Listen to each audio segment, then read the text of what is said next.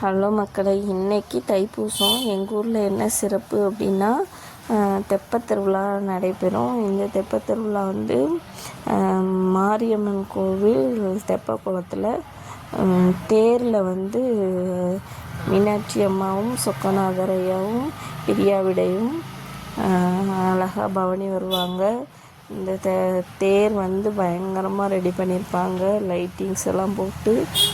அதில் வந்து காலையில் மீனாட்சி அம்மன் கோவிலிருந்து குதிரை வாகனத்தில் அம்மா மீனாட்சி வருவாங்க. அப்புறம் சொக்கநாதர் ஐயாவும் பிரியாவடையும் வருவாங்க.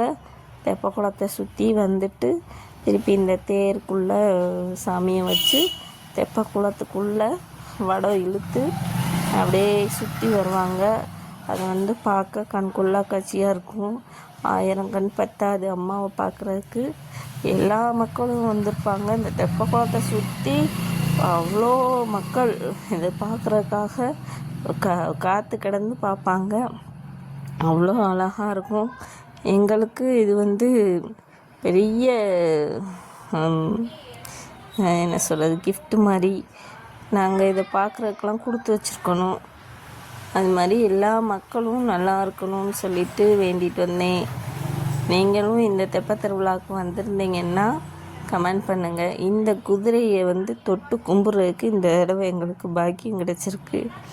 இந்த குதிரையில் தான் அம்மா மீனாட்சி அமர்ந்து வருவாங்க. பல்லாக்கு குதிரையில் பவனி வரும் மீனாட்சின்னு சொல்கிறாங்கள்ல, அது இந்த குதிரை தான். அது மாதிரி ட்ரோன் வந்து அழகாக எல்லா மக்களையும் படம் எடுத்துக்கிட்டு இருந்துச்சு.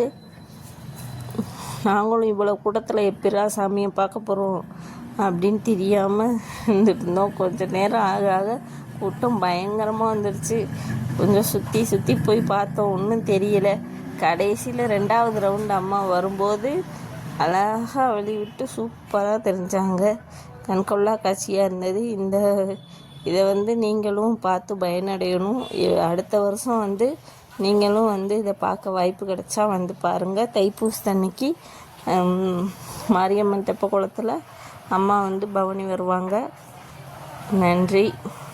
இதை சொல்ல வார்த்தைகள் இல்லை. அம்மாவை பற்றி விவரிக்கணும்னா பத்தாது, நாளே பத்தாது.